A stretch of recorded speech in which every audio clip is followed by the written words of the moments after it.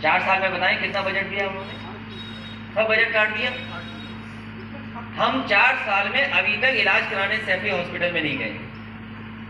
उन्हें ये लगता है कि ये हॉस्पिटल इतना बड़ा बना है, वो हमारे इलाज के लिए बना है, ये गरीबों के लिए बना है।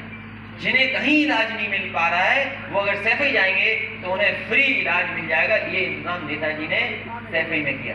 वहाँ इलाज कराने मध्य प्रदेश के लोग आते हैं और मुझे जानकारी मिली थी कई मशीनें जो चंडीगढ़ में नहीं थी, एक आर्मी का बहुत सीनियर अधिकारी कई महीनों रह करके यहीं पर इलाज करा के गया था, और अगर उसको इलाज कहीं और कराना पड़ता तो शायद वो इलाज कभी नहीं करा पाता था। एक आर्मी का ऑफिसर, आप जानकारी कर लेना क्या महीनों रहे वो अधिकारी के नहीं रहे और पूरा इलाज होकर के यहाँ से गया कि नहीं गया। और कोविड में इस परेशानी में जो कोविड आया, सबसे आगे सबसे महत्वपूर्ण भूमिका अगर किसी ने निभाई है तो वो सैफई के मेडिकल कॉलेज ने निभाई है, जो नेताजी के जमाने से बना था। और जितना नेताजी ने बनाया था उससे इतना ही समाजवादी पार्टी की पिछली सरकार में बना करके तैयार किया था, क्योंकि लोगों का इलाज हो जाए, लोगों की जान बच जाए।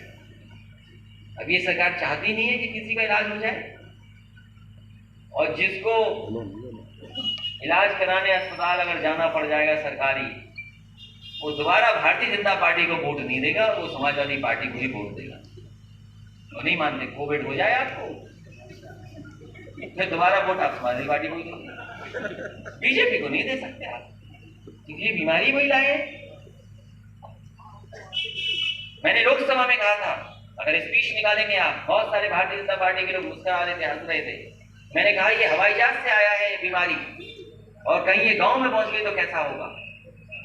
ये बात अलग है कि अब लोग मास्क की परवाह नहीं कर रहे हैं, बीमारी की परवाह नहीं कर रहे हैं, लेकिन ये सच्चाई नहीं है कि बीमारी खत्म हो गई है। अगर दुनिया के कुछ हिस्सों में दोबारा लॉकडाउन हुआ है, लोग बीमार हो रहे हैं, तो हमें भी सावधान रहना पड़ेगा कम से कम।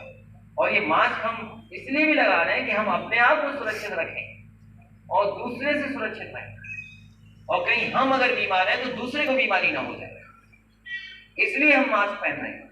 तो कम से कम सरकार को साफ करना चाहिए कि बीमारी है कि नहीं है। जब दुनिया के दूसरे हिस्सों में आए, सरकार तो कह रही कि no test no covid, test कराना ही बंद कर दिया होगा।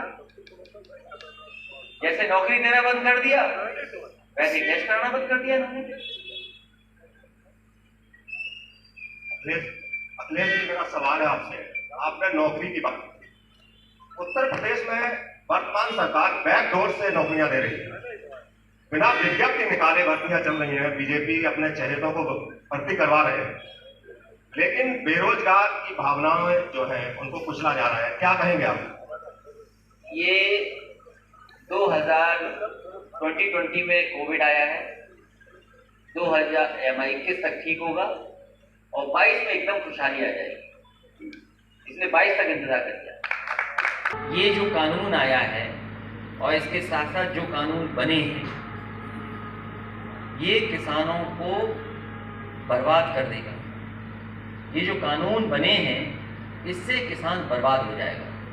और याद कीजिए, मैंने ये कहा था कि भारतीय जनता पार्टी की सरकार की तैयारी है कि किसानों की खेत की मेड़ तोड़ दें, और वहीं राज्यसभा में आदरणीय प्रोफेसर राम गोपाल जी ने कहा था कि ये जो कानून आए डेथ वारंट है। समाजवादी पार्टी की कोशिश थी और प्रयास चल रहा था कि किसानों को उनकी आय भी बढ़े और जो सरकार तय करती है एमएसपी वो भी उन तक पहुंच जाए। इसके लिए लगातार मंडियों को बेहतर कर रहे थे।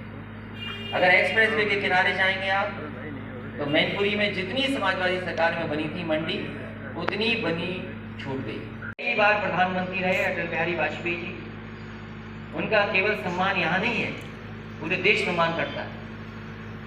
जब वो समाजवादी पार्टी का सरकार का बना हुआ स्टेडियम, उसका नाम बदल रहे थे, वो भगवान विष्णु के नाम पर था, उसका नाम बदल रहे थे, उस समय भी मैंने कहा। जब लोक भवन में प्रतिमा लगा रहे थे उस समय भी मैंने कहा वो रहने वाले बटेश्वर के थे। कम से कम बटेश्वर में ऑक्सफोर्ड जैसी, कैम्ब्रिज जैसी यूनिवर्सिटी तो बना देते। क्या पैसे की कमी है दिल्ली सरकार को? क्या पैसे की कमी है उत्तर प्रदेश की सरकार को? सब नोटबंदी से तो पैसा इकट्ठा कर लिया। कोई कमी हो तो बताओ, लेकिन क्या मिला बताइए आप? क्या बटेश्वर को मिला कुछ? तो जो अपने नेता का सम्मान न करते हो उनसे क्या उम्मीद करोगे आप? एक मंत्री कुछ ट्वीट कर रहे हैं, हालांकि बोलना नहीं चाहिए, मंत्री के बारे में बहुत दुखी है वो दुखी इसलिए है उनके विभाग में कुछ चल ही नहीं रहा, उनकी चलती नहीं, उन्हें कई बार टेंडर कैंसिल करना पड़ता है और उस विभाग के साथ और मुख्यमंत्री का ये रिश्ता पुराना है, कोई नया रिश्ता नहीं है। इस विभाग का और मुख्यमंत्री का रिश्ता ऐसा ही होता है। तो आप सोचिए, इतने दुखी मंत्री हैं वो, उनका सपना कुछ और था, उनका सपना इतना बड़ा था और सपना देखते हैं, आजकल भी देखते हैं। और कैसे नींद आती होगी तो ये तो भगवान बता सकते हैं कैसे नींद आती होगी, समय तो बच रहा है, समय बच नहीं रहा, उन्हें नींद नहीं आ रही आजकल क्योंकि समय नहीं बचा है सरकार का। एक बार गलती से वो सपने में सोचे कि वो इस प्रदेश के मुख्यमंत्री बन गए और उन्होंने जानकारी की कि मुख्यमंत्री कहाँ बैठते हैं, उन्हें पता लगा कि मुख्यमंत्री शास्त्री भवन में बैठते हैं। सुबह जब सपने से जागे, तैयार होकर के जाकर के शास्त्री भवन में बैठ गए, अपने नाम का तख्ती भी लगा ली उन्होंने, जिस कुर्सी पर मुख्यमंत्री बैठे उस मुख्यमंत्री कुर्सी पे बैठ गए। लेकिन जब असली मुख्यमंत्री ने दूसरे मुख्यमंत्री को जगा दिया, जब तख्ती फेंक दी और कुर्सी पे दोबारा नहीं बैठ पाए, और जानते होंगे कौन है वो? नाम हम नहीं बताएंगे, आप लोग बेहतर समझते होंगे। उनका सपना बड़ा हो, हमें उम्मीद है कि उनका सपना ऐसे ही रहे।